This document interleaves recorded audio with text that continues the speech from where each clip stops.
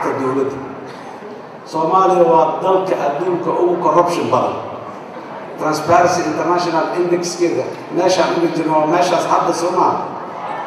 cabiraan leenahay marka dawladda aniga madaxda ka waxaa laga rabaa meeshaas inay Soomaaliya inta ka soo qaado la yiraahdo ugu yaraan Soomaaliya meelahan dhexe ku jirtay liiska ugu hooseeya annaga haddaan niraano maanta dalkan musuqmaasuq kama jiro ilaahay hortiisa aan been ka sheegayna kamana sheegi karno musuqmaasuq waa jira waan u baahanahay inaan la dirnaa u baahanahay sababaha nalooga shakisan yahay oo laga garaabi karay kamid tahay Bashiir gudoomiyaha bangiga dhexe ee Soomaaliya ayaa shir jiraad uu ku qabtay magaalada Muqdisho waxa uu kaga hadlay lacag lagala baxay mid kamid ah qasnadaha bangiga iyadoo sidoo kale in ka badan lacag 500,000 oo dollar oo been abuur ah lagu arkay qasnadaha bangiga dhexe ee magaalada Muqdisho lacagtii ka bacdi qasnadihii iyo lacagihii oo dhan baa dib loo tiriyay dib markii loo hubiyay waxa soo baxday lacag 530,000 oo dollar ah oo been abuur ah oo lacagtii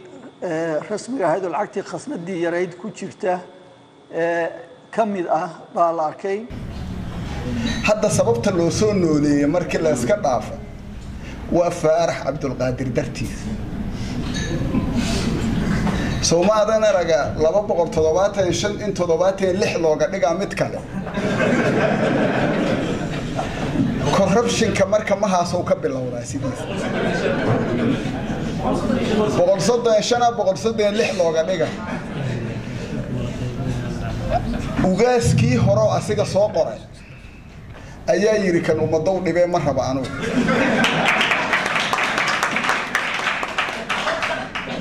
waxaa la yiri marka faarax lagama maarmee projectigan dalkan lagu qabsado oo hormood ka yahay wada kala loo sameeyo si loo xaqiijiyo xildhibaannimadiisa gudoomiyaha bangiga Soomaaliya Central Bank of Somalia Cabdisalaan Cumar hore inuu risaan u sameeyay kadib markii qolooyinka tabagala UN-ta ay ku eedeeyeen Soomaaliya musuqmaasuq kadibna waxaa loo magacaabay gabadha la yiraahdo Yusr Abrar iyadoon baan haynin muddo 2 bilood ama ilaa 3 bilood waxaa jirta Yusr in ay iscasishay iyadoo sheegtay sababta isku casisay inay tahay musuqmaasuq aad u far badan oo ka jira dalka Soomaaliya arintaas maxaad kala socotaa Yusr Faarax Abrar aadan Faarax Abrar waa gabar mutacallimada baanan ka soo shaqaysay waaweyn Citibank uu kamid yahay muddo dheer ka soo shaqaysay 30 sanadood in ku dhow meel sare ka gaadhay way taqaanaa sida baan loo maamulo oo de waxa dhigaya de biography-geega ayaa dhigaya laakiin aad iyo aad bay tahay arin looga wareero oo looga warwaro iyadoo oon shaqadii si wanaagsan ba u degin aan u malayn maayo 3 biloodna ma ahayna bil iyo bar haday ugu bateen 3 week inay tahay laga yaabo inay markiiba ka soo boodo waxay ku tusaysaa de sida aanay u bislayn arrimaha managementka iyo hoggaanka ummadda Soomaaliyeed sidaan u bislayn iyadoo uma baahnayn inay wadanka tagto de shaqo wanaagsan way haysay waxay isteedii inta warku igu soo gaadhay adduunyaduna dabada ay ka waday iyada dadka xoolaha ummadda Soomaaliyeed doonaya inay galiyaan inay iyada oo kale la aamini karo inay banka madax ka noqoto sidii bay ku tagtay warkay soo gaadhay wuxuu leeyahay iyada madaxweynuhu umuu yeerin oo ma oran wallahi gabadhaas waa magac weyn bay leedahay xagga baananka shaqaday taqaanaa waanu calmanaha noo timaado hanala shaqayso aan doonan warkay soo gaaray wuxuu leeyahay magaceega waxa keenay wadamada adduunyada ee ummadda Soomaalida gacanta siinaya ayaa magaceega keenay iyagaana soo riixay marka horeba in la ogol yahay oo Xasan Sheekh iyo dawladdiisu ay ogol yihiin Yusr inay madax banka ka noqoto iyo in kale marka horeba shaki baa ku jiray dabeetana waxa timid su'aal weyn markay meeshii tagtay su'aasha weyn waxa weey bankii sida loo maamulay arinta marxaatiga ka noqonaysa ay macnaynaysa bankan inuu yahay mid dhab ah haba noqdo meel imika la aasaasay oo la hagaajinay inay dhab tahay oo sidoo uu abuuran yahay halku ku socdo iyo maamulkiisu uu dhab yahay iyana ay tahay de kiishi lacag la dhigto oo kolba sidii doona loogala baxo dawladda iyo madaxdeedu ay ugala baxaan ayaa kala cadaanaysa waxa timid markaa qisadii ahayd in lacag dadka Soomaalidu ay leeyihiin madaxweyne lacagta ma laha dawladii Soomaaliyeed ummadda Soomaalida leh dawladdu ma laha dawladdu way Soomaali bay ka wakiiltahay inay si wanaagsan u maamusho dadka Soomaalida maatida ay xoolaha leh iyagaa laga ururiyey iyagaa magacooga lagu keenay marka waxoogaa caynkaas oo ilaa malaha gaaraya 100 malyan bay dadka qaarkood ku leeyihiin oo lacag la fadhiday meelo fara badan ya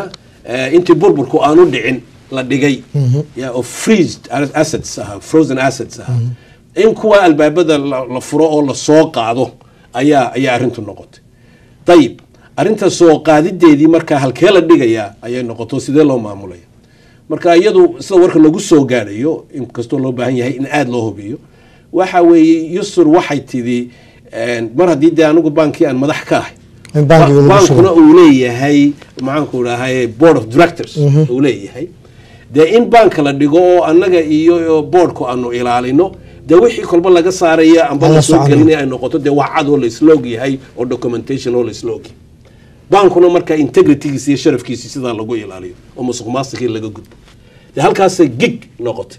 waxaana la yidhi markaa xasan sheekh iyo dowladdiisuna waxay yidhaaheen meel lacagtan meel kale hala noogu shubo soo hadda maad gara meel kale hala noogu shubo wadamo kale baanan yaalla hala noogu shubo dee halkaas ayay iska soo xidhay doodii yusuf markaa waxa weeye daanu waxaan ahay qofkii loo magacaabay inaan madax ka noqdo oon ilaaliyo